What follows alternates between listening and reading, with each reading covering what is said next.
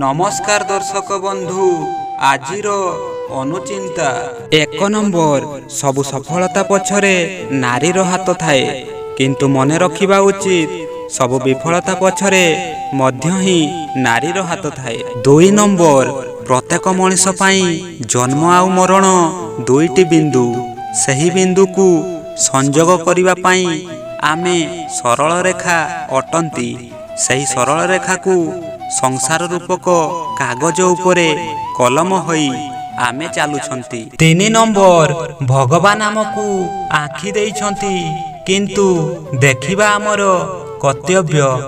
भगवान आमको जन्म देइछंती किंतु कर्म करिबा आमर कर्तव्य।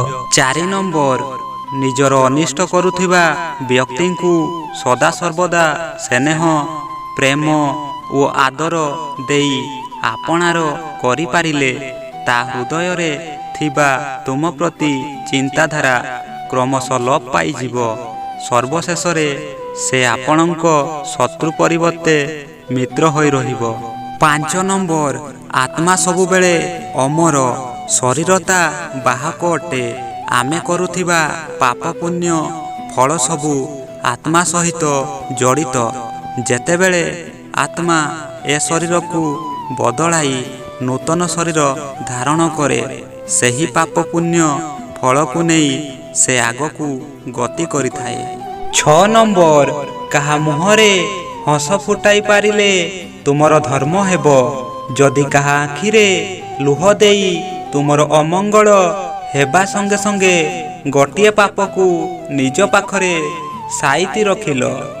7 नंबर मनीष पाखरे धन नथिला बेले बहुत किछि करिवार स्वप्न देखे किंतु जेते बेले धन होई जाए सेते बेले से लोभर बशवर्ती होई सबु भूली जाए। 8 नंबर अन्य मानकर क्षेत्र रे कोन घटिला सेपरी कहानी रे संतुष्ट रुह नाही निज कहानीटी को खोलिबाकू चेष्टा करो। 9 नंबर जीवन रे सम्मान ओ भल पाइबा एमिति एक संपत्ति आपण अन्य को जेते बांटिबे ताहा सुधमूल सह आपण फेरी पाइबे। 10 नंबर दुनिया रे बंधुत्व अनेक थांती किए भल पाई बंधुता रखे तो किए स्वार्थ पाई हेले प्रकृत बंधुत्व सीए जिए तुमर भूल जानिबा परे तुम ठारू दूरेई न जाई तुमको भल रास्ता देखाइबा सह तुम साथी रे रही थाए। 11 नंबर जदि तुमे सही समय रे हसी पारो जेउ समय रे तुमे भांगी पड़िथिबो ताहाले मने रख दुनियार कोनसी शक्ति भी तुमको हरई पारिबो नाही। 12 नंबर दुनिया रे सबु मनिष केवल दुख देई न थांती किछि लोक एमिति भी अछंती जेउ माने आम दुख बुझी थांती।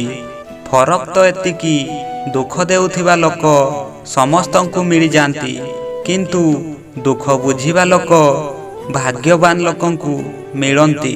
13 नंबर भूल रे भी निज हृदय कथा अन्य काहाकू कहिबो नाही काहेकि ना एठी कागज भी किछि समय मध्यरे खबर कागज होई जाए। 14 नंबर आपण जेते भी दामी गाड़ी रे यात्रा करंतु ना काहेकि जीवनर शेष यात्रा 6 खंड बाउंस रे ही हबो। 15 नंबर अन्य जनंकु बुझीबाकू हेले निज पाखरे क्षमा करिवार गुण थिबा निहाती आवश्यक होई थाए।